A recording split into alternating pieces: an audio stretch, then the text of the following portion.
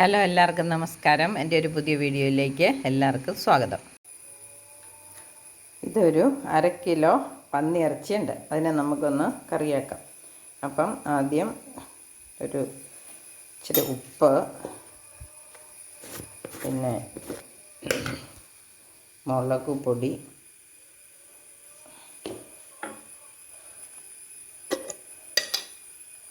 ഒരൽപ്പം മഞ്ഞൾ പൊടി, ഇത്രയും തിരുമ്മി ഒന്ന് പിടിക്കാനായിട്ട് വെക്കാം.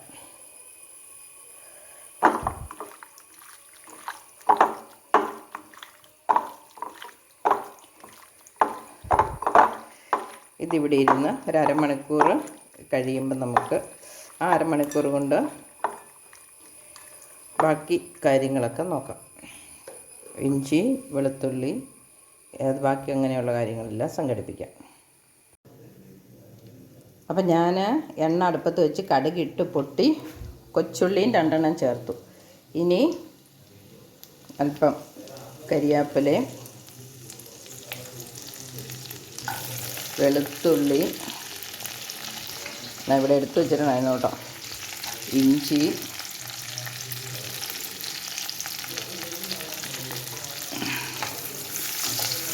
ചേർത്തൊന്ന് ഇളക്കാം. ഒരൽപ്പം മൂത്തു. ഇനി നമുക്ക് സബോളയും ഒരൽപ്പം ഉപ്പും ഇടാം.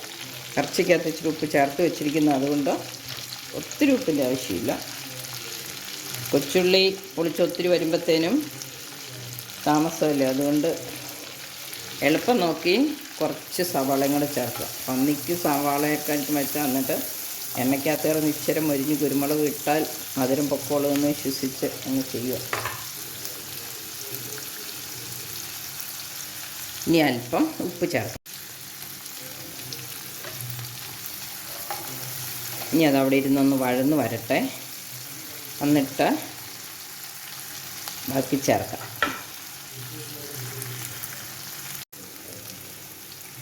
ഇനി നമുക്ക് ഇച്ചിരി മീറ്റ് മസാല ചേർക്കാം. മീറ്റ് മസാലയ്ക്കകത്ത് ഒരു കുറച്ച് മല്ലി ചേർത്തതാണ്, അതുകൊണ്ട് ഞാൻ ഈ മല്ലിയൊന്നും പ്രത്യേകം ചേർക്കുന്നില്ല. അവസാനം ഗരം മസാല ചേർക്കുന്നുണ്ട്. അത്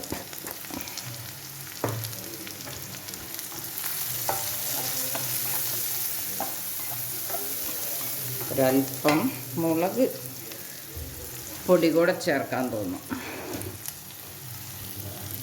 കുരുമുളക് ചേർക്കുന്നുണ്ട് എങ്കിൽ പോലും ഒരൽപ്പം മുളക് പൊടിയും കൂടെ, കാരണം സബോള ചേർത്തുകൊണ്ട് ഇച്ചിരി മുളക് ചേർത്തില്ലെങ്കിൽ ചിലപ്പോൾ പൊടിയൊക്കെ ചൂടായി. ഇനി നമുക്ക് മഞ്ഞളും ഉപ്പും മുളകും വെച്ചിരിക്കുന്ന പോർക്ക് ചേർക്കാം.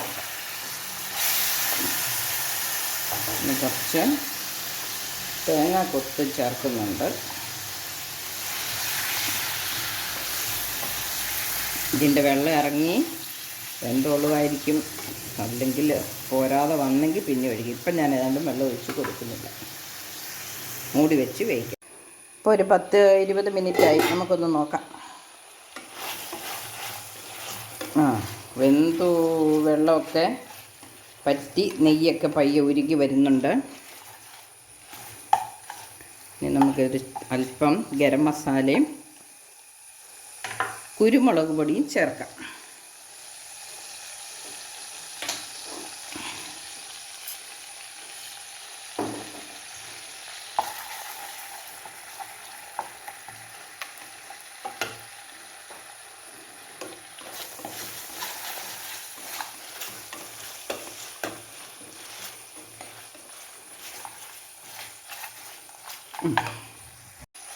ഇനി നമുക്ക് ഇച്ചിരി ഗരം മസാല കൂടെ ചേർക്കാം.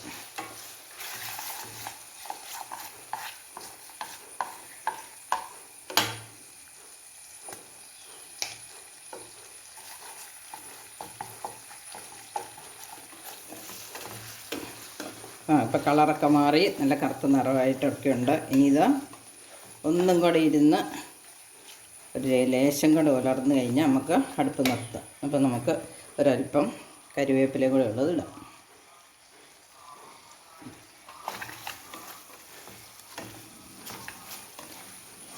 ഒരു തേങ്ങാക്കൊത്തെടുത്ത് തിന്ന് നോക്കാം. ഉപ്പുണ്ടോന്ന്. തേങ്ങാക്കൊത്തിന് ഉപ്പുണ്ടെങ്കിൽ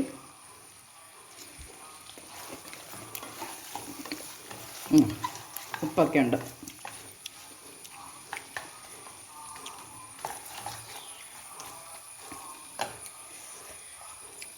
അപ്പം നമ്മുടെ പന്നിക്കറി റെഡിയായി. ഇതും കൂട്ടി ചപ്പാത്തിയോ ചോറോ അപ്പോൾ ഒക്കെ കഴിക്കാം. അത്യാവശ്യം ഗ്രേവി പോലെ നെയ്യൊക്കെ ഉള്ളതുകൊണ്ട് നമുക്ക് അപ്പത്തിന് വേണേലും കൂട്ടാം, ചപ്പാത്തിക്കും കൂട്ടാം, ചോറിനും ആവും. തീ ഓഫാക്കാം.